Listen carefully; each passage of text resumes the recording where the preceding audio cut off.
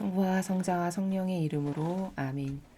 예수님과 어머니 하나 되신 성심을 통해 신성하신 하느님 아버지의 피압과 의지와 뜻의 나라에서 이 모든 기도를 봉헌드립니다. 사랑하는 아버지, 저희들이 성경을 처음부터 학습하면서 아버지께서 맨 처음에 사랑하는 자녀들에게 주셨던 질서가 어떠한 것인지에 대해 마치 유치원생이 처음으로 질서라는 것을 어머니한테 배우듯이 그런 마음으로 배우고 있습니다. 지금껏 올바르게 성경이라는 것을 가르치는 자도 없었고 이 진리를 전해주는 자가 없어서 저희는 아버지의 질서가 무엇인지도 모르며 그냥 천방지축 망나니로 동물처럼 살았음을 끊임없이 발견하고 깨닫게 됩니다. 그렇게 무질서하게 살면서 모욕과 역겨움 드렸던 모든 것을 회개하고 뉘우치오니 아버지 용서해 주시옵소서. 그리고 아버지께 속한 소수의 이 마지막 시대에 남은 선의 자녀들이 저희 강의가 전하는 이 진리를 올바르게 학습하고 이해함으로써 이제 새롭게 발돋움하고 있는 아버지께서 건설하시는 새천년 왕국의 주인으로서 살아가는데 부족함이 없고 합당한 반향들을 할 수 있도록 축복하여 주시옵소서. 이 모든 기도 우리 주 예수 그리스도의 이름으로 기도드리나이다. 아멘. 성부와 성자와 성령의 이름으로 아멘. 안녕하십니까. 하나님의 뜻 성교의 피아수녀입니다. 오늘은 이제 출애굽기 6장의 내용에 대해서 지난 시간에 이어서 여러분들과 함께 학습해 보도록 하겠습니다. 6장 모세가 부르심을 받다. 주님께서 모세에게 이르셨다. 내가 파라오에게 어떻게 하는지 이제 네가 보게 되리라. 내가 손을 쓰기만 하면 그 강한 힘에 눌려 파라오가 이 백성을 내보내리라. 그들을 이 나라에서 내보내지 않고는 견디지 못하리라. 모세가 부르심을 받다. 하느님께서 모세에게 말씀하셨다. 나는 주님이다. 나는 아브라함과 이삭과 야곱에게 전능의 신으로 나를 드러낸 일은 있지만 야훼라는 이름으로 나를 알린 일은 없었다. 또 나는 그들이 유랑민으로 몸부쳐 살던 가나안 땅을 주기로 그들과 계약을 세웠다. 나는 이집트인들에게 혹사당하는 이스라엘 백성들의 신음소리를 듣고 내가 세운 계약을 생각하였다. 그러니 너는 이스라엘 백성에게 나의 말을 전하여라. 나는 야훼다. 내가 너희를 이집트인들의 종살이에서 빼내고 그 고역에서 건져내리라. 나의 팔을 펴서 무서운 심판을 내려 너희를 구해내리라. 너희를 나의 백성으로 삼고 나는 너희 하느님이 되어주리라. 그제야 너희는 나 야훼가 너희 하느님임을 너희를 종으로 부리는 이집트인들의 손아귀에서 빼낸 하느님임을 알리라.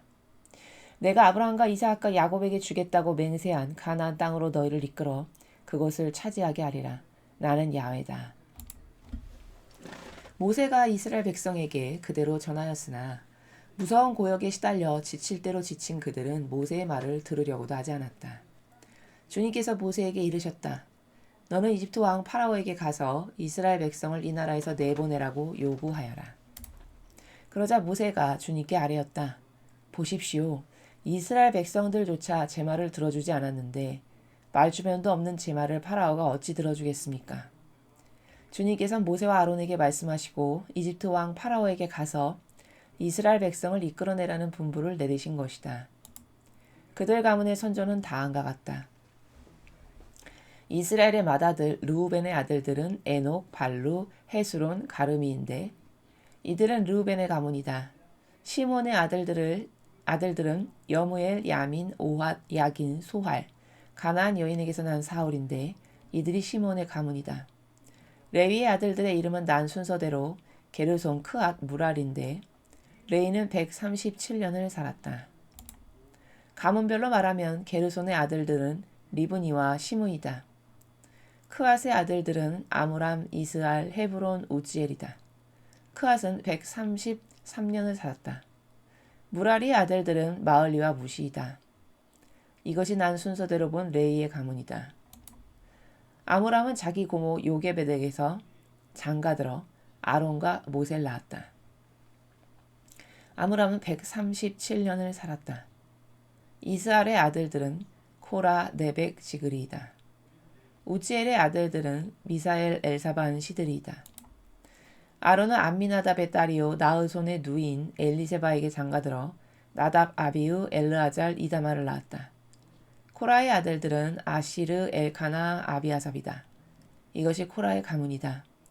아론의 아들 엘르아잘은 부디엘의 한 딸을 아내로 맞아 비느하스를 낳았다. 이것이 가문별로 본 레위 일가의 조상이다. 주님께서는 이 아론과 모세에게 이스라엘 백성을 부대로 편성해서 이집트 땅에서 이끌어내라고 분부하셨다. 이집트 왕 파라오에게 가서 이스라엘 백성을 이집트에서 내보내달라고 말한 것은 바로 이들 모세와 아론이었다.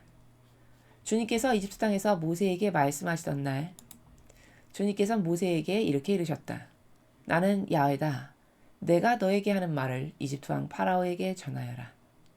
그러나 모세는 주님께 저는 이토록 말이 서투른 사람인데 파라오가 어찌 제 말을 듣겠습니까? 하고 말하였다.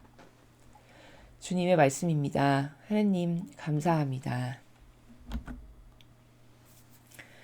6장은 이제 모세가 부르심을 받다라는 제목이고 부르심은 뭐 떨기나무에서도 받았는데 또 받았다는 게 무슨 말인가 혹시 이렇게 생각하실까봐 그거는 이제 모세를 처음 만나 주신 거고 오늘 이 부르심은 이제 본격적으로 일을 하는 데 있어서 파라오 앞에 가가지고 사실적으로 네가 이제 아버지 말씀에 따라서 순종하여 행위를 해라 이런 말씀이시죠.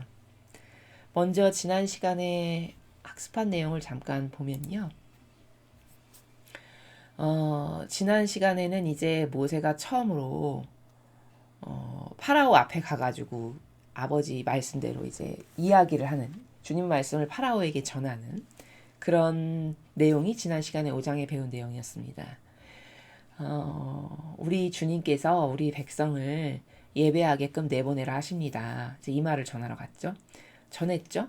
그랬더니 파라오가 노발대발하면서 아니 내가 왜 이렇게 내 백성보다도 너희 민족이 지금 더 많아가지고 이렇게 우리를 위협할 정도인데 내가 왜 너희 백성을 가만히 놔둬야 되냐 이러면서 노발대발하면서 오히려 그 지푸라기를 더 안 줘가지고 벽돌 만들기가 더 어려워졌죠. 엄청 심한 고역에 점점 더 시달리게 되죠. 그러니까 이제 그 고역에 견디다 못해 이스라엘 백성들 중에 이제 공사 감독관을 행하는 사람들이 막 찾아가서 따지죠. 어떻게 이렇게 지푸라기도 안 줄고 우리에게 이걸 만들려고 하면 우리가 이걸 어떻게 하겠습니까? 이러면서 막 따지죠. 그리고는 모세한테 와서 너희들이 사라져버렸으면 좋겠다. 너네 때문에 파라오 눈에 더 나가지고 우리가 이전보다 더 힘들게 생겼다. 이제 막 이런 복잡다산한 일들이 여기저기서 벌어지죠. 이제 근데 그런 일들이 왜 벌어지는가 라는 것에 대한 근본적인 이해가 모세에게는 부족했죠. 그 이전에 아버지는 모세를 만나주시면서 앞으로 너에게 내가 사명을 맡길 텐데 내 백성을 거기서 끌어낼 건데 파라오가 네 말을 곧이곧대로 안 들어줄 거다. 이 말을 벌써 전에 하셨죠. 아버지께서는. 왜냐면 앞일을 다 아시니까 모세가 가서 이런 말을 하고 주님의 분부대로 이렇게 순종을 하여 받은 명령대로 전해도 파라오는 꼼짝도 안 하고 오히려 고집을 더 부리게 할 텐데 그건 내가 그렇게 하는 거다. 이미 이렇게 가르쳐 주셨습니다. 그러면 모세는 이런 일련의 상황을 예의주시하고 유심히 보면서 아버지께서 이런 일을 하면은 이렇게 반향을 한댔어 라는 것을 기억하면서 지금 그거대로 가고 있는 거구나 이렇게 인지를 하고 그러면서 동시에 어떤 리더십을 해야 될까요? 본인이 백성을 이끌고 나와야 되는 역할을 이제 맡았으니까 그 백성들도 자신의 말에 잘 따를 수 있게끔 이끄는 것도 리더의 엄청난 역량이죠. 그렇죠?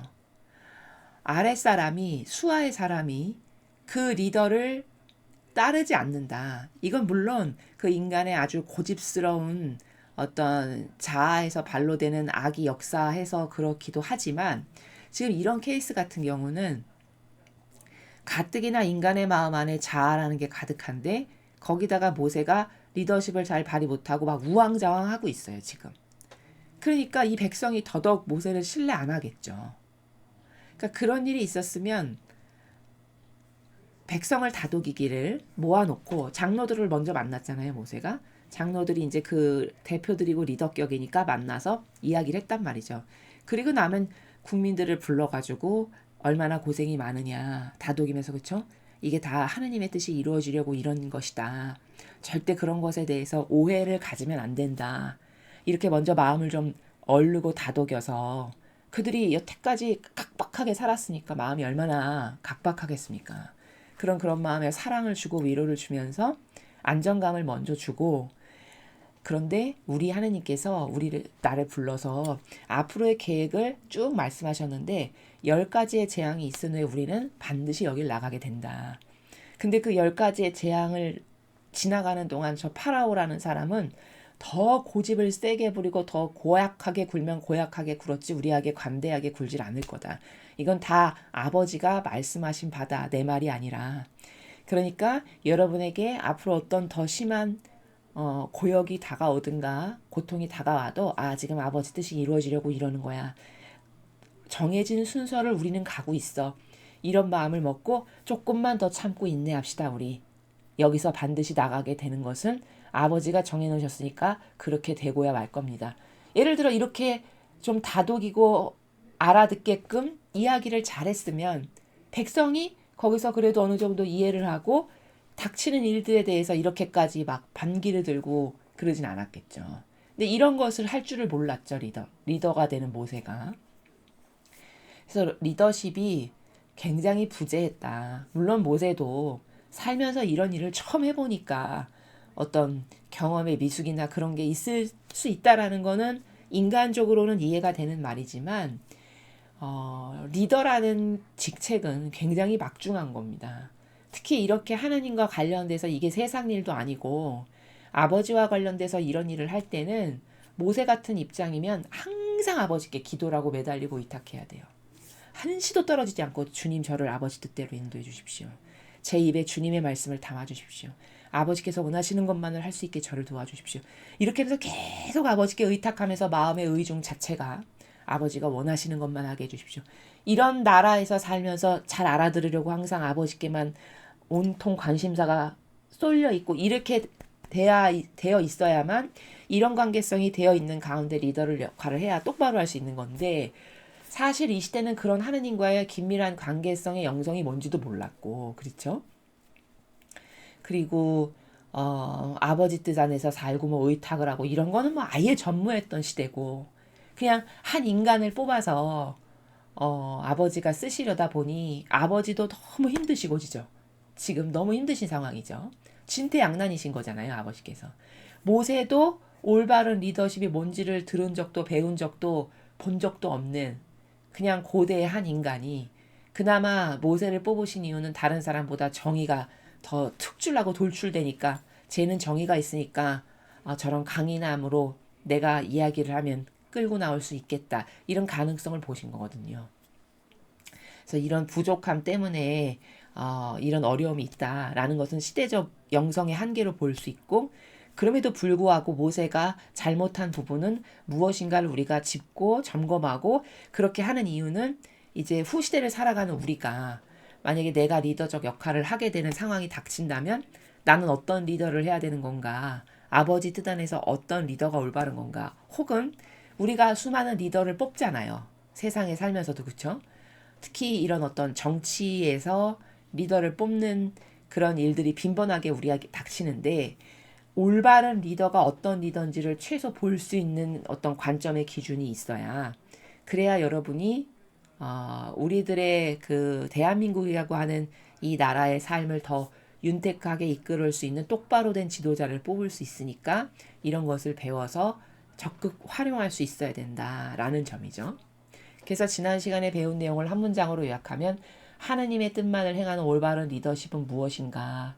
모세에겐 이게 부재했었다. 그래서 지난 시간 5장 후미에 심지어 이제 백성이 와서 막 따지니까 이렇게 하느님께 말씀을 드려요. 주여 어찌하여 이 백성을 이렇게 괴롭히십니까? 왜 저를 이리로 보내셨습니까? 이렇게 이야기합니다. 이건 엄청난 잘못이에요. 하느님께 자기가 말귀를 못 알아들은 거면서 그쵸? 분명 얘기 다 하셨잖아요, 아버지는. 그러면 자기를 돌아보고 지금 이렇게 상황이 어려운 건 왜일까? 내가 뭘 잘못하고 있지? 내가 하느님 뜻에 올바르게 반영하지 못하고 있는 건 어떤 걸까? 주님 깨닫게 해주십시오. 어리석고 부족한 저를 불쌍히 여기셔서 발견하고 깨닫고 올바르게 이끌을 수 있도록 도와주세요. 이런 반향이 나와야 정상인데 원망하고 책망하죠. 하느님을. 어찌하여 이 백성을 이렇게 괴롭히십니까? 왜 저를 이리로 보내셨습니까? 이거는 치명타예요. 본인이 하느님과의 관계성의 수준이 지금 어떠한가? 하느님을 신뢰는커녕 오히려 리더가 돼가지고 원망한다? 탓을 하느님께 돌린다? 이건 리더 자격 사실은 부족한 거거든요. 리더 자격이 없는 거예요. 이 정도면. 근데도 아버지는 모세를 그냥 쓰시죠. 이런 측면에서 아버지께서 안 되신 거예요. 얼마나 답답하셨을까요? 그렇죠? 얼마나 한심하셨을까요? 물론 한계를 다 이해하시는 너그러우신 아버지시지만 잘못한 건 잘못한 걸로 깨닫고 인정하고 고쳐야죠. 그렇죠? 그러면서 그 뒷말이 더 가관인 게 뭐냐? 제가 파라오를 찾아가 당신의 이름으로 말한 뒤로 이 백성은 더욱 들볶이고 있습니다. 그런데도 주님께서는 주님 백성을 건져줄 기미도 보이지 않으십니다. 이렇게 단정해서까지 말해버려요. 이 22절, 23절 지난 시간에 배웠던 5장의 마지막 22, 23절은 모세라고 하는 사람에 있어서는 자기가 자기에게 치명타를 가한 겁니다. 이 정도밖에 안 되는 수준이에요. 저는 이거를 만방에 보여준 거죠. 하느님 앞에도 보여드린 거고. 본인이 깨닫지 못하여 부족하여 이런 불미스러운 일이 일어난 것을 정직하게 고찰해 볼 수 있는 능력마저도 없는 이런 수준인 거죠. 지금 한계가. 그래서 이런 것을 철저히 깨닫고 지금 이렇게 한 인간으로서의 아버지 말씀을 똑바로 알아듣지 못해서 일어나는 부작용도 이러할진데 저 거짓 교회를 보십시오. 이 모세는 갖다 붙일 수도 없을 만큼 역겨운 그리고 저급하고 저열한 그리고 마귀 자체로 변질된 거거든요. 모세는 그냥 인간적으로 부족해서 이런 거고 본인의 한계가 저 교회는 인간적으로 부족해서다라고 절대 말할 수 없어요. 그걸 능가해요. 저는 완전 악으로 점령당한 거예요. 사고방식 자체가. 아예 하나님을 능가하는 게 아예 습관, 아예 버릇이고 아예 그냥 자신들의 내재적인 그 정신의 발로가 능가하는 건 당연해요. 하나님을 능가해도 아무렇지도 않습니다. 그럼 이건 완전 마귀화된 거죠. 이런 리더도 지금 우리가 분석하기를 이렇게 부족하니까 결국 가나안 땅에는 못 들어가게 하신 거거든요. 그렇다면 저들은 어떻게 될까요? 생각해 보십시오, 여러분. 여기 이렇게 부족했지만 모세는 뒤에는 훌륭하게 반향한 적들도 있었거든요. 그러니까 아버지께서 얼굴을 마주대하고 가까이 하신 리더다 이렇게 증언을 하잖아요, 성경이. 그리고 하나님을 뵙고 나면 얼굴이 하얗게 돼서 사람들이 두려워서 쳐다도 못 보고 이런 건 뭐냐면 지금 초창기니까 이렇게 미숙했어도 후미에 가면은 본인도 업그레이드 되는 게 있잖아요. 사람이 자기 어떤 부족함을 이렇게 깨달으면서 그것을 고치고 발전이 되는 것들이 있잖아요. 그러다 보니까 하나님께서 만나도 주시고 이렇게 하는 것이 보이잖아요. 그런데도 불구하고 가나안 땅에는 안 들여보내시더라는 거예요. 얼마나 디테일하고 정확한 나라인지 아십니까? 그러면 이런 부족도 그런 판결을 아버지가 내리신다면 저 거짓 교회의 부족은 어떨까요? 여러분 한번 상상을 해보십시오. 추론이 가능하시죠?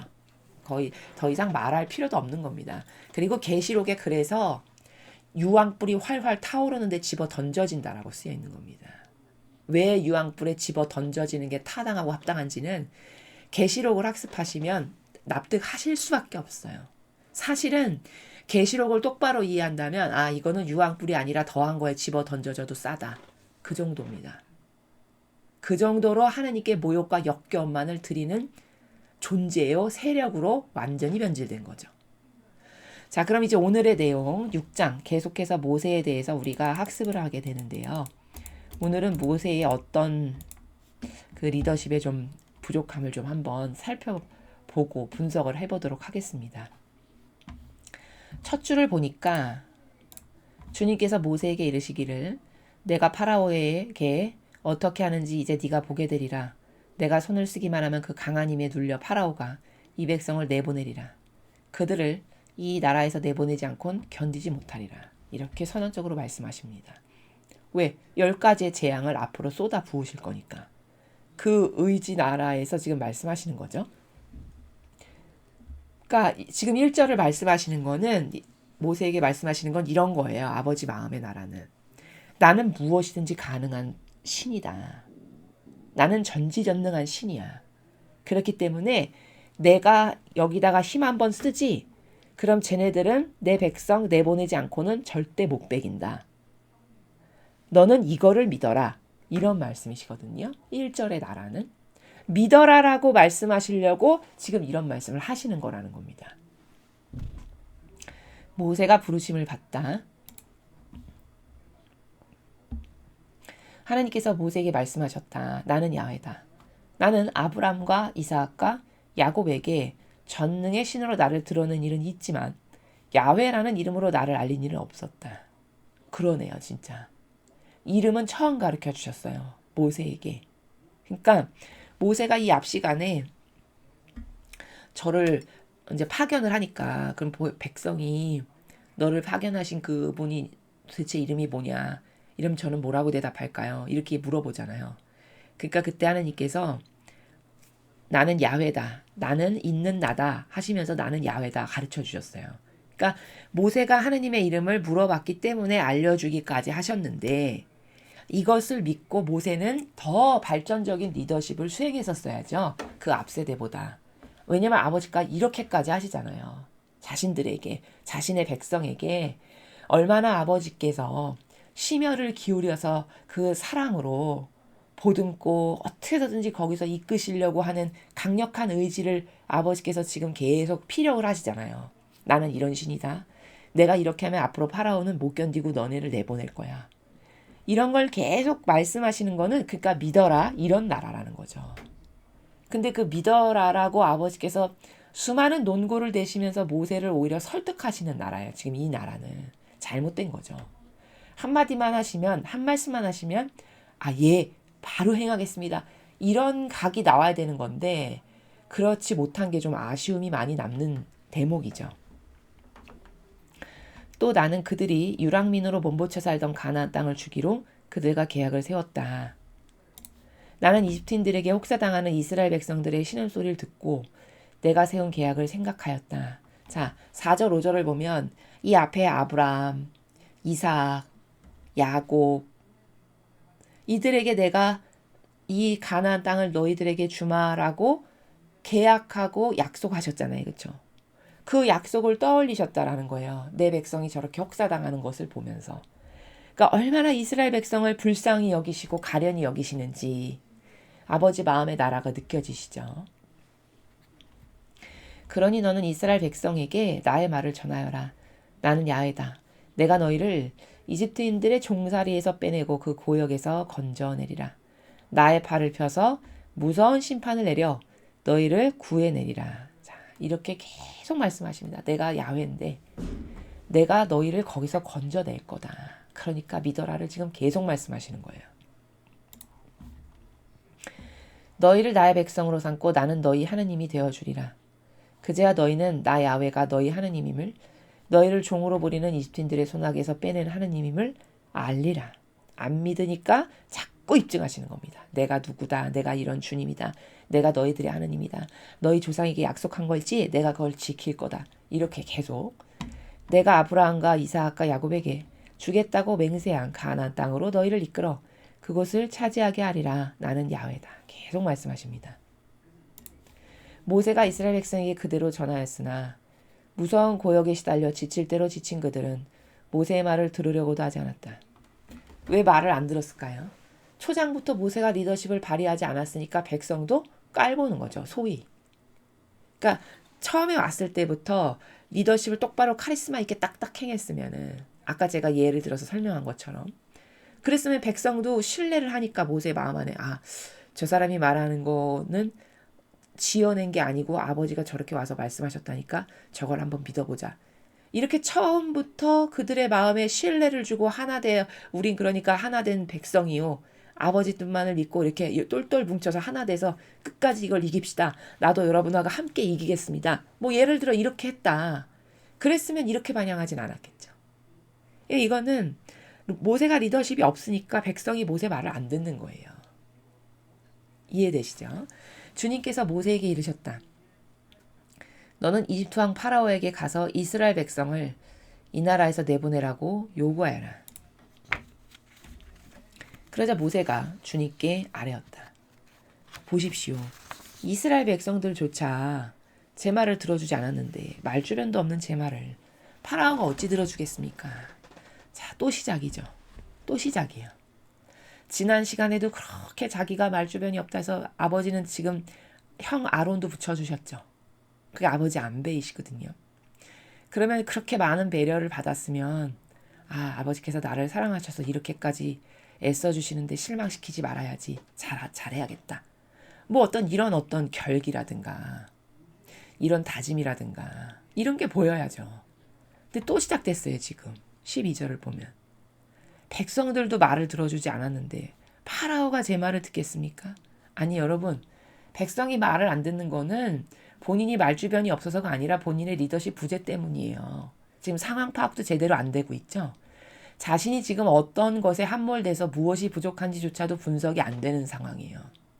그리고 여기서 말이 안 되는 게 이 농고가 잘못된 게 뭐냐면 여기 말주변도 없는 제 말을 이렇게 얘기했거든요. 이게 맞나요, 농고가? 이거 틀린 거거든요. 아니, 말주변이 왜 필요합니까? 말주변이라는 거는 말을 막 언변이 휘황찬란하게 막 꾸며대는 이런 거를 말주변이라고 하는 거거든요. 그렇게 말을 하는 거를. 이거는 말주변이 필요 없는 거예요. 그냥 아니 들은 것을 가서 그대로 증언하기만 하면 되는 건데 말주변이 왜 필요합니까? 지금 엉뚱한 얘기를 하고 있어요. 순전히. 말주변은 뭔가 막 말을 막 휘황찬란하게 막 남을 막 화려하게 현혹시킬 수 있는 그런 데 필요한 게 말주변이지.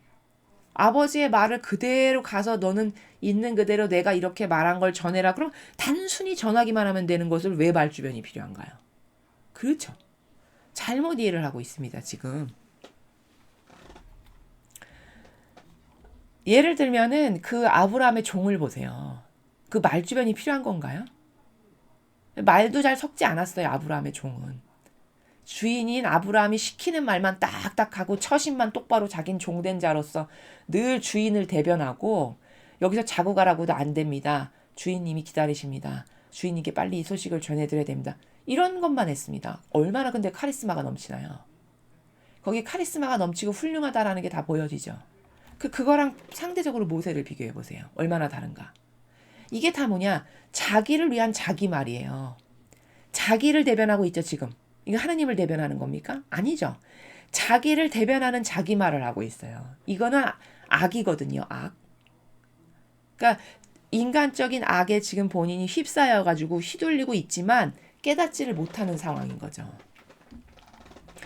주님께서는 모세와 아론에게 말씀하시고 이집트 왕 파라오에게 가서 이스라엘 백성을 이끌어내는 분부를 내리신 것이다. 그들 가문의 선조는 다음과 같다. 자, 갑자기 아버지가 말씀을 전하라고 모세에게 말씀하시더니 족보가 왜 나올까요? 여기서. 갑자기 족보를 말씀하세요. 지금 이 족보는 레위 가문이거든요, 모세가. 그 레위 가문의 족보가 누가 있는가를 사실 모세 가문에 대해서 설명하시기 위해서 지금 쓰시는 거예요. 모세 가문은 이런 사람들이 있었다. 근데 특히 족보를 더 말씀하시는 거는 마땅한 사람이 없음을 보게 하시는 겁니다. 모세 가문에 이런 영혼이 있었는데 여기 중에서 쓸만한 사람이 없었다는 거예요. 그리고 그나마 정의가 있었던, 그래서 동족을 죽이는 걸 가만히 보지 못하고 정의가 들끓어서 자기가 손해가 나도 참지 못해서 죽였던 그 정의가 있는 모세가 그나마도 쓸만해서 내가 얘를 뽑았다라는 거를 입증하시려고 앞에 족보를 쭉 말씀하시는 그런 정신세계에서 지금 말씀하시는 겁니다. 그 나라에서 보시면 돼요. 그래서 그들 가문의 선조는 다음과 같다. 이스라엘의 맏아들 르우벤의 아들들은 에녹, 발르, 헤스론, 가르민인데 이들이 르우벤의 가문이다. 첫 번째 아들이죠. 야곱의 첫 번째 아들. 두 번째 아들인 시몬. 시몬의 아들들을 여문, 야민, 오앗, 야긴, 소알, 가나안 여인에게서 난 사울인데 이들이 시몬의 가문이다. 두 번째 아들이 시몬. 그 다음에 이제 셋째가 레위.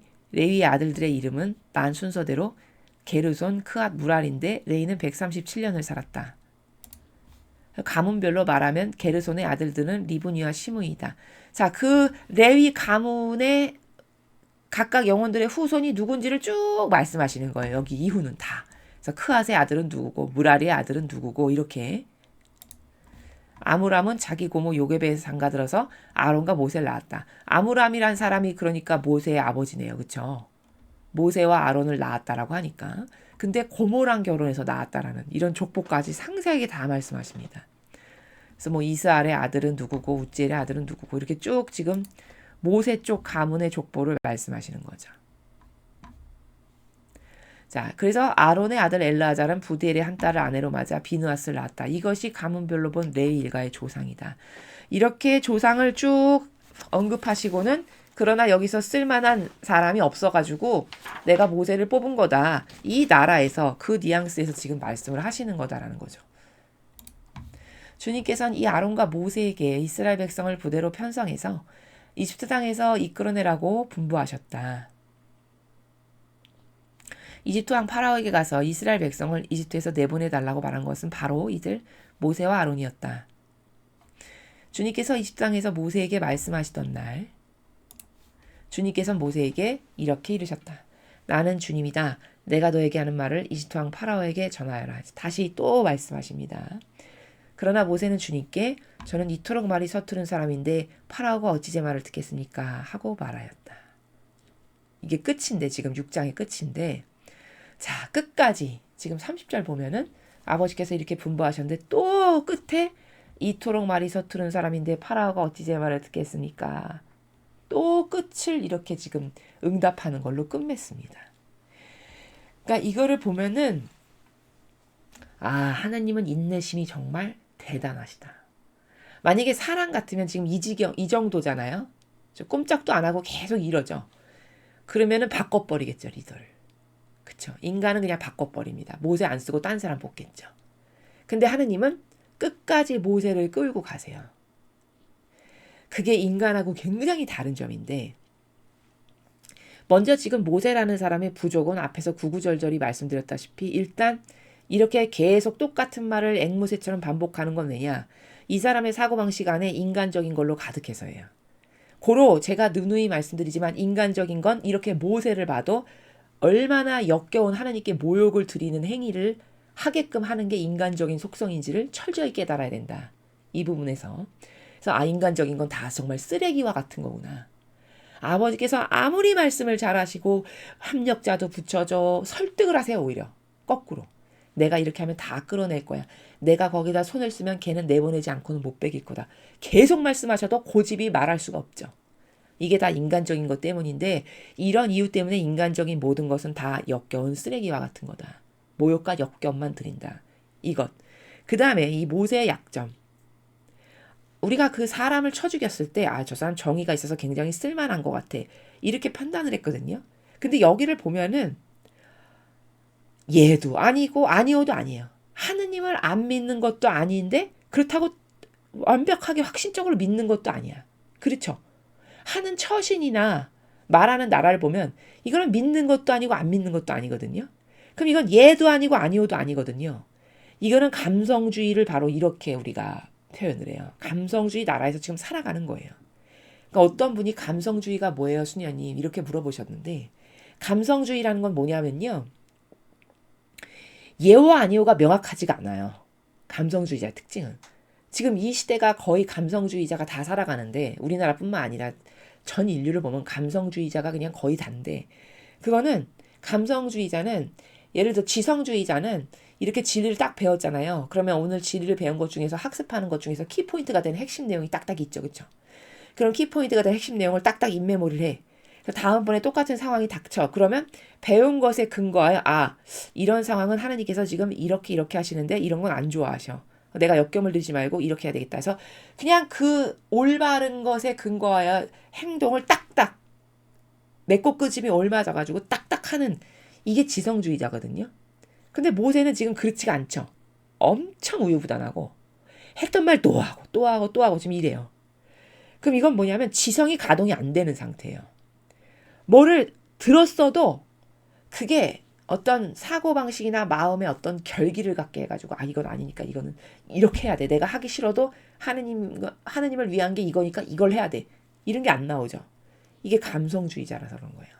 감성주의는 그런 지성의 근거에서 뭐를 판단해서 결단을 절대 내리지 않아요. 다 자기 감정 있죠. 자기 감성. 그게 왕이에요. 그게 주인이에요. 그러니까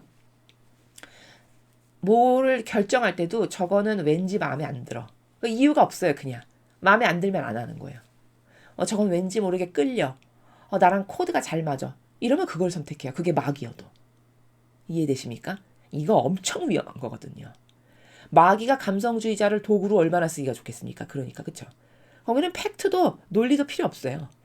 그냥 본인의 정서가 기준이에요. 본인의 감성이 기준이고 본인이 마음이 끌려. 그러면 그게 그냥 진리예요. 그래서 왜 거짓 교회에서 탈출하기가 어렵냐. 감성주의자에서 그런 거거든요. 거짓 교회가 계시록과 다니엘서에 근거하면 이렇게 마귀고 이런 마귀랑 하나 됐다가는 본인이 지옥을 갑니다. 그렇게 아무리 100만 번을 외쳐도 감성주의자의 귀에는 그게 그냥 일로 들어갔다 일로 나가는 어떤 참고할 가치가 없는 많은 말들 중에 하나지 그 성경의 아버지께서 말씀하시는 팩트에 근거한 것에 의하여 나는 이렇게 하면 큰일 나겠다 해서 행동을 확확 바꾸냐. 행동이 확확 달라지지가 않는다니까요. 그게 감성주의자의 특징이에요. 그리고 여전히 거기에 애정이 있어. 근데 그 애정은 성경의 진실과 사실에 근거한 게 아니라 그냥 본인의 감성인 거거든요. 수십 년 익숙한 경향. 수십 년 동안 배워들었던 친숙함, 친밀함. 거기서 느끼는 안온한 정서. 이거는 진리가 아니거든요. 본인의 감성이고 본인의 경향이지. 근데 그 본인의 감성과 경향이 더 진해요. 그걸로 힘을 쓰지 이런 진실, 사실, 아버지의 말씀, 예수님의 모범, 가르침, 정신 그걸 따르냐. 그걸 근거해서 도끼날로 탁탁 끊냐. 그런 게 부족하다는 거예요. 근데 그것은 엄청나게 에러로 작동할 거라는 거예요. 본인의 영혼에게. 왜? 다 그렇게 병든 감성의 근거에서 뭐든지 다 결정하면 그건 다 마귀가 좋아하는 것들이거든요. 그 영혼을 마귀가 손바닥 위에 가지고 놀기가 얼마나 쉽겠습니까? 마음 하나만 이렇게 탁탁 건드리면 되는데. 이건 너 정서에 어서 좀 별로잖아. 이건 너가 한평생 이렇게 거기서 편안하고 안온함을 느꼈는데 단칼로 자른다는 건 좀 그렇지 않니? 마귀가 이렇게 꼬드기거든요. 마음 안에서. 그럼 그 말이 다 그럴듯해 보여요. 그러면 그냥 주주물러 앉아있는 거죠.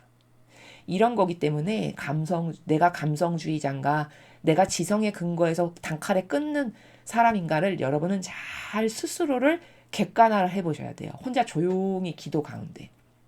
근데 내가 감성주의자다.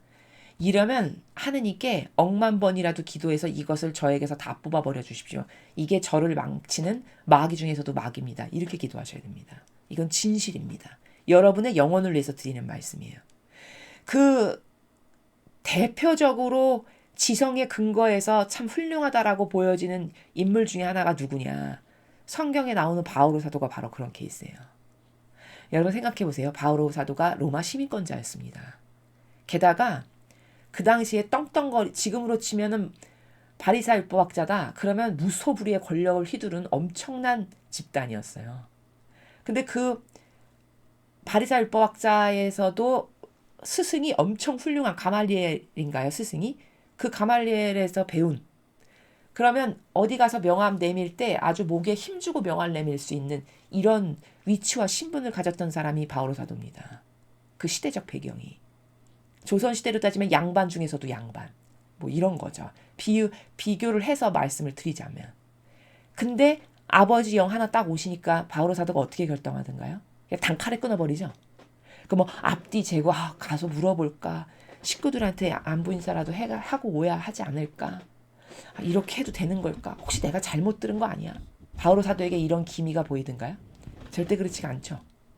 그냥 본인에게 영 하나가 오셔가지고 영이 딱 깨닫게 하시니까 그냥 단칼로 다 끊어버리고 그날로 다 정리했어요. 본인의 그 호화롭게 누릴 수 있는 그 수많은 기득권의 그 모든 것을 다 포기하고 다 버립니다. 얼마나 훌륭한가요? 그쵸? 바오로 사도 훌륭하다라는 건 이런 측면에서 정말 훌륭해요. 그런 속성이, 그런 과감한 결단력이 바오로 사도를 왜 쓰셨는가가 거기서 입증되는 순간이에요.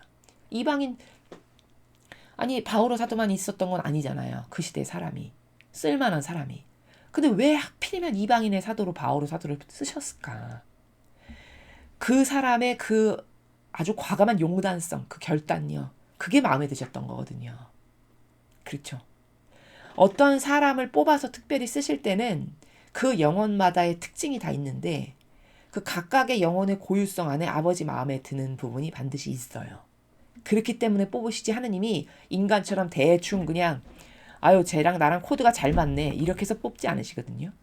그럼 바오로 사도는 왜 쓰셨을까? 물론 바오로 사도의 부족함도 있지만 선택하셨을 때는 선택하실 만한 이유가 있는데 그렇게 자기가 모두 꿀 빨듯이 한평생 아무도 자기에게 터치하지 못할 만한 기득권의 엄청난 것을 본인이 다 갖고 있었는데 그걸 다 버렸어요. 그럼 이런 게 지성주의자의 선택이라는 거거든요. 보통 사람 그렇게 그게 단칼로 버리기가 쉽냐? 절대 쉽지 않았을 거라는 겁니다. 특히 오늘 이렇게 모세와 같은 이렇게 왔다 갔다 하는 사고방식에서 살아가죠.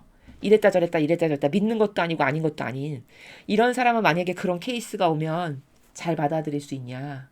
아마 99% 이상 계속 어물쩡거리면서 해야 될까 말아야 될까를 고민할 거예요. 근데 이런 걸 아셔야 돼요, 여러분. 이미 해야 될까 말아야 될까를 양다리를 거치면서 막 왔다 갔다 하죠. 그럼 이미 식상해요. 하느님께는. 이미 식상한 걸 보여드리는 거예요. 그렇지 않을까요? 여러분 입장을 바꿔서 생각해 보세요. 여러분이 어떤 사람을 사랑해가지고 내가 저 사람하고 결혼해야 되겠다 마음을 먹었어요. 근데 그 사람이 다른 사람이 마음에 있어가지고 그 사람하고 나를 계속 양다리를 걸치면서 왔다 갔다 하면서 오늘은 나를 만났다 내일은 저 여자를 만났다 또 나를 만났다. 여러분 같으면 그런 사람하고 결혼하고 싶으세요? 단칼에 잘라버리고 싶으시죠? 하느님은요? 이렇게 자기를 바꿔서 생각해보면 아 이거는 뭐 역겨움 드리겠다. 금방 알 수 있거든요. 본인하고 입장을 바꿔서 생각해보면 나여도 제가 지금 예시를 든 게 너무 적합해요. 아니 나 같아도 내가 저 사람을 정말 사랑해서 난 저 사람하고 하나 되고 싶어서 결혼해야 되겠다고 마음을 먹었는데 저 사람은 나 이전에 만났던 여자도 아직 미련이 남아가지고 계속 왔다 갔다 하면서 간을 봐. 그럼 여러분은 그 사람하고 결혼하고 싶으시냐고요. 안 해야 되겠죠? 안 해야 되는 게 답이죠. 지금 하나님의 입장이 그러신 거예요. 모세가 딱 그런 처신을 하는 거예요. 아버지께. 확 믿어가지고 하나님께만 의탁해가지고 예 주님 아이 가서 말하다가 죽으면 어떻습니까? 아버지를 위해서 하다 죽는 건데 영예죠. 이러면 감동하시겠죠. 아 너 과연 훌륭하다. 역시 내가 잘 뽑았어 너를. 이렇게 감탄하지 않으실까요? 근데 이거는 계속 왔다 갔다 왔다 갔다. 지금 이 말을 몇 번 하는지를 몰라요. 저는 이렇게 말이 서투른 사람인데. 그럼 이거는 하나님께 확실하게 믿지 않는다는 표징을 계속 도장을 찍는 거죠. 그렇죠? 제가 아까 양다리 걸친 여자가 왔다 갔다 하듯이. 그럼 내 마음 안에 기스를 계속 내는 거죠. 아, 저 사람하고는 안 되겠다. 절대 저 사람하고는 결혼하면 안 되겠다. 이 확신만 더 주죠. 그렇겠죠. 그렇죠? 여러분이 그런 입장이시면 모세가 지금 하나님께 그 역할을 하고 있다니까요. 그래서 가나안 땅에 못 들어가는 거예요. 왜? 이런 반향을 했고 이렇게 수행했는데 가나안 땅에 가져다 둔다. 그건 영광이 안 돼요. 하나님께. 그렇죠. 오히려 부정타게끔 하는 거예요. 이런 반향인데 갖다 놓으면. 그 완전히 새롭게 시작하는 새 땅인데 그걸 얼마나 소중히 여겼으면은 정탐꾼 보냈더니 정탐꾼에게 또 혹해가지고 이상하게 동조한 것들도 싹 다 죽여버리고 그렇지 않은 순수한 하느님께만 의탁하는 순수한 영혼들만을 거기다가 가져다 놓으셨는데 이런 반향을 하면 거기다 갖다 놓으면 거기다가 모욕이나 되고 부정이나 타게 하는 거죠. 그러니까 안 갖다 놓으시는 거예요. 이해되십니까? 그래서 얼마나 하느님과 관련된 건 민감해야 되냐, 얼마나 반향을 잘해야 되냐, 이게 사람에게 관점이 있냐, 없다는 겁니다. 이렇게 계속 이랬다 저랬다 양다리를 해도 본인이 무엇이 지금 잘못돼 있고 하느님께 어떤 모욕을 드리는지조차도 모르잖아요. 그렇죠? 그러니까 계속 이렇게 하는 거죠. 모르니까. 알면 이렇게 하겠습니까? 그래서 이런 감성주의자에서 살아가면 망한다. 인생 망하는 것뿐만 아니라 영혼이 망한다. 그게 답입니다. 어떻게 망하는가를 제가 지금 바오로 사도와 비교해서 말씀을 드렸어요. 그 망했다는 게 결단코 자기 영혼에게 좋은 것을 선택하지 못하게 하는 게 본인이 감성에 치우친 사람이면 그렇게 해요. 하게끔 마귀가 항상 역사한다는 겁니다. 이거 너무너무 중요한 진실이에요. 잘 이해하시고 스스로 객관화를 해보셔야 된다는 거죠. 그리고 지금 모세는 여기서 주석을 붙이는 나라 이렇게 계속 토를 달죠. 무슨 말씀하면 한 번에 그냥 아버지 말씀만 하십시오. 어떻게 하면 될까? 이게 아니고 계속 토를 달죠. 이렇게 말이 서투른데 제가 말주변이 없는데 이게 주석을 붙이는 나라거든요. 이런 주석을 붙이는 나라도 마귀다. 이거 100% 마귀예요. 그런데 하느님께서 지금 인내하시면서 모세를 다른 사람으로 바꿔서 쓰실 법도 한데 그렇지 않은 하느님 아버지께서 대단하신 거예요. 그게 인간하고 아버지가 다른 점이에요. 그럼 왜 그렇게 하실까 아버지는? 하느님은 성성을 걸어서 뭘 하나 선택하시죠. 성성을 걸어서 어떤 거를 축복해야 되겠다고 마음을 먹으셨죠. 그래서 계약을 했죠. 그런 걸 끝까지 지키세요. 이래서 대단하신 거예요, 아버지가. 지금 앞에서 아버지께서 뭐라고 말씀하셨어요? 내가 저렇게 내 백성이 고역받고 고통받는 걸 보니까 내가 아브라함하고 이삭하고 야곱한테 계약했던 거, 약속했던 게 떠오르면서 내가 그걸 쟤네들한테 반드시 줘야지, 지켜야지. 그 마음이 올라온다. 그래서 내가 너네를 여기서 빼낼 거다. 이렇게 말씀하시잖아요. 그럼 아브라함에게 약속한 거지 이 백성에게 약속한 건 아니죠. 근데도 아브라함에게서 나온 후손들이잖아요. 즉 아브라함하고 별개로 생각하지 않고 하나로 보시는 거거든요. 여기서 나온 후손이니까. 그러니까 내가 아브라함한테 약속한 거 얘네들한테 약속한 거랑 똑같은 거야. 이걸 반드시 지켜야지. 하나님은 이런 분이시라는 거예요. 지금 모세를 바꿔서 얼마든지 쓸 법도 한데 그렇지 않는 이유는 성성을 걸어서 한 번 선택을 하셨다. 그러면 반향이 설사 올바르지 못해도 그냥 그 계획하신 바를 그대로 실행하세요. 본인이 선택해서 약속하신 걸 뒤로 물리지 않으시기 때문에 그러신 거예요. 얼마나 대단하신가요, 이게? 그렇죠. 이래서 하느님이 자비의 하느님, 사랑의 하느님이라고는 이래서 부르시는 거예요. 이해되시죠? 이래서지 이렇게 너그럽다라는 건 이럴 때 쓰는 거지 아무나 다 사랑해라. 이교도 거짓교회가 가르치듯이 하나님은 사랑이십니다. 이것만 하나 붙여놓고 마귀도 끌어안고 사랑하고 적그리스도도 사랑하고 하나님이 하지 말라는 것만 골라서 하는 동성애자도 사랑하고 다 사랑해라. 그러라고 하나님의 자비가 하나님은 사랑이십니다. 이게 아니라는 겁니다. 사랑 아무데나 갖다 붙이면 큰일 납니다. 그것도 성경의 근거에서 이야기를 해야죠. 하나님은 사랑 절대 아무나 하지 않으세요. 아니 사랑하면 이집트 백성은 왜 죽여버리세요? 사랑하시는데. 모두를 사랑하니까 이집트 백성도 죽이면 안 되죠. 그렇죠? 여기서 당장 입증이 되네요. 근데 하나님은 사랑이시니까 난민도 받아들이고 테러리스트도 받아들이고 뭐 적그리스도도 받아들이고 빨갱이도 받아들이고 다 받아들이라는 거 아니에요. 맞나요? 그 성경에 맞아요? 안 맞죠? 안 맞는 거라니까요. 아니 모두를 사랑이시고 사랑하시는데 이집트는 다 물로 덮어버려서 거기서 수장시켜버리셨어요. 따라오는데. 그리고 마다들 다 쳐 죽이시고 재앙 내려가지고 뭐 피바다에 뭐 개구리 떼에 뭐 말도 못하고 사랑이신데 거기는 왜 그렇게 저주를 퍼붓나요? 어떻게 답변하실 수 있겠어요? 사랑이시라면서요. 모두를 사랑하라면서요. 말이 안 되는 거죠? 그러니까 여러분이 성경을 반드시 배워야 되시는 거는 반드시 진리를 아셔야 되는 건 마귀가 이런 식으로 속입니다. 사람 안에서 그렇게 하는 거거든요, 마귀가. 그런데 성경을 모르잖아요? 그러면 그게 다 그럴듯하게 들려요. 그것도 일리가 있네. 그렇지, 사랑이시지. 이런다니까요. 그 사랑은 그렇게 아무에게나 경계 없이 아무나 마귀도 다 끌어안는 사랑 절대 아니에요. 예수님은 그래서 이렇게 말씀하셨어요. 내 자녀들에게 줄 거를 개에게 주지 말아라. 그쵸? 돼지의 진주 목걸이 걸어주지 말아라. 이렇게 말씀하신 거 여러분 아시죠? 성경에서. 그게 무슨 말씀이신지 아십니까? 지금 제가 설명하는 것과 같은 나라예요. 그렇게 사랑의 가치도 모르는 올바르게 화응할 수도 없고 하느님과 하나 되지도 않은 그런 것들한테 진주 목걸이 걸어주거나 아무렇게나 그냥 이렇게 이 사랑이 얼마나 고귀하고 거룩한 건데 그렇게 다 아무에게나 주면 안 된다라는 나라에서 그렇게 말씀하시는 겁니다. 그 말씀이 그 뜻이에요. 이해되셨죠? 그래서 아버지가 자비하시다라는 건 한 번 세우신 계획을 절대 되물리지 않으신다. 이유가 있다 해서. 사람은 이유가 있다 해서 다 되물리잖아요. 근데 하느님은 이거 이유가 차고 넘치잖아요. 아버지 입장에서 봤을 때는. 이유가 차고 넘치지만 그렇게 안 하신다는 거예요.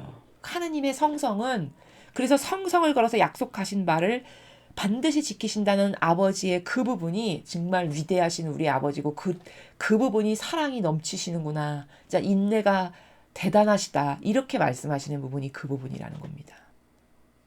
이해가 되셨죠? 그걸 이상한 사랑에다 갖다 끼워 붙여가지고 다 싸잡아서 마귀 역겨운 거 하느님께 모욕드리는 것까지 다 사랑해라. 그렇다면 하느님은 이집트를 죽이지를 않으셨다라는 거예요. 말이 안 된다는 거예요. 성경에 근거하지 않은 거라는 겁니다. 그 주장은 명백히 성경에 근거한 주장이 아니에요. 여러분 속지 마시기 바랍니다. 사랑 그렇게 아무에게나 돼지에게 진주 목걸이 걸어주듯이 주는 거 아니에요. 하느님은 분명히 사랑을 다 구분해서 주셨어요. 자신의 백성에게 주시는 사랑이 이렇게 있고요. 이집트 백성에게 주시는 사랑이 있고요. 다 달라요. 그들의 반향에 따라서 하나 된 정도에 따라서 다르게 주는 게 사랑인 거지. 그렇게 역겹게 마귀 지시를 매일 하는데도 거기다 대고 계속 하느님은 사랑이시니까 사랑을 베풀어야 된다? 그건 마귀니까 그렇게 그런 말을 하는 거예요. 앞으로 여러분이 특히 사랑과 관련해서 누가 여러분 앞에 하느님은 사랑이시야. 그러니까 뭐든지 다 끌어안고 사랑해야 돼. 누가 이렇게 와서 이야기하잖아요. 그럼 제가 지금 여러분에게 입증해 드렸죠. 그걸로 똑바로 깨닫게 아주 따끔하게 알려주세요. 그거 마귀 소리다. 그 성경 어디에 근거한 거냐 그 주장. 여러분은 먼저 이것부터 아셔야 돼요. 누가 여러분에게 와서 이상한 논지를 펼치고 주장을 해. 그러면 여러분이 잘 모르시더라도 이렇게는 말씀하실 수 있죠. 첫 판에. 그거 성경 어디에 나오는 내용이에요? 성경 무엇에 근거해서 지금 그런 주장을 하시는 건가요? 이 정도는 최소 말씀하실 수 있잖아요. 그럼요. 그 사람이 마귀잖아요. 성경 어디에 근거했다라고 절대 말 못해요. 설사 말해도 이상한 거 말하겠죠. 끌어다가. 벌써 성경 무엇에 근거해서 지금 그런 주장을 펼치시는 건가요? 여기서 충격이 확 갈 거예요. 여기. 성경에 근거해서 말한 거 아니거든요. 기호 감성에서 말했지. 이해되십니까? 마귀는 날뛰지 못하게 그걸 싸우고 물리쳐 이겨야 되는 거지. 특히 하느님의 백성인데 맨날 마귀한테 당한다. 언제까지 우리가 당해야 될까요? 그쵸? 지금까지 당한 것도 억울한데 그렇지 않습니까? 여러분 잘 생각해 보세요. 우리는 거짓 교회에게 수십 년, 수백 년, 수천 년을 당했어요. 그게 진짜라고 쇼하고 착각하게끔 하는 거에 지금 모든 백성이 다 속아서 당하고 있는 거 아닙니까? 근데 이 당한 것에 손실이 말도 못해요.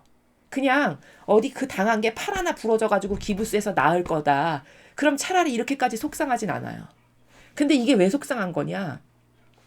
우리가 수십 년 동안 거짓 교회가 성경에 근거하지 않고 말한 거에 속아서 속상한 이유는 왜 그런지 아세요? 영혼이 패망했어요. 그 가르침을 받아가지고. 다 지옥 같단 말이에요. 거기 협력하고 동조하는.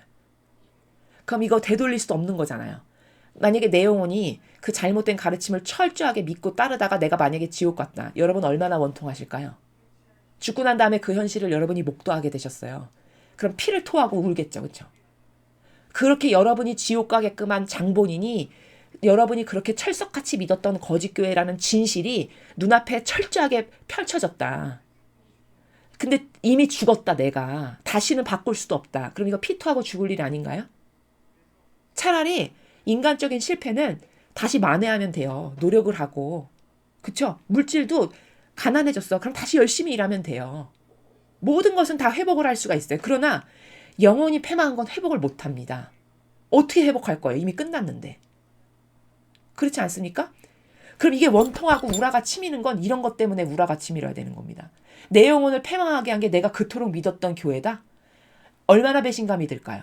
그때 가서. 그러나 그때 가서 아는 건 이미 늦었다는 거예요. 되돌릴 수도 없어요. 어떻게 할 겁니까? 그때가 되면. 근데 성경에 근거하면 다 진실이에요. 저희가 주장하는 거는 저희는 저희 말을 안 합니다. 저희가 설명할 때 저희의 병든 감성이나 기호에 근거해서 뭘 입증한 적이 단 한 번도 없어요. 다 성경에 예수님이 이렇게 말씀하셨고 하나님의 법칙은 이러하다. 성모님의 정신이 이러하다. 그 정신에 입각해서 봤을 때 이거는 잘못됐다. 이렇게 입증을 해요. 이게 정상이에요. 이게 올바른 거거든요. 근데 수십 년간 기호 정서에 쪄들면 어떻게 되냐면 사고방식이 이 정상이 비정상으로 들려요. 왜? 자기 영혼에게 되게 불편할 거거든요. 불편하면 요즘 사람들은 안 들어요. 불편해도 정직함이 있으면 저게 진실인가 끝까지 들어보고 진실이면 그 진실에 하나 돼야지 이런 마음조차도 없어요. 지금 시대는요. 그냥 자기랑 뭔가 껄쩍지근하게 다르죠. 그럼 무조건 배척해요.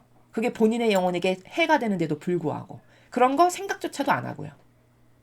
지금 이렇게 비참한 시대거든요. 그렇기 때문에 영혼이 패망해서 지옥 가는 거는요. 지금 겨울에 쌀애기 눈 흩날리는 거 보셨죠? 그 쌀애기 눈이 다 지옥 간다라고 여러분 추상해 보세요. 얼마나 끔찍한 일인가. 지금 그 정도로 지옥 가는 영혼이 많다라고 이야기하는 시대거든요. 지금이. 그러니까 나만은 예외다. 절대 나만은 예외가 아니에요.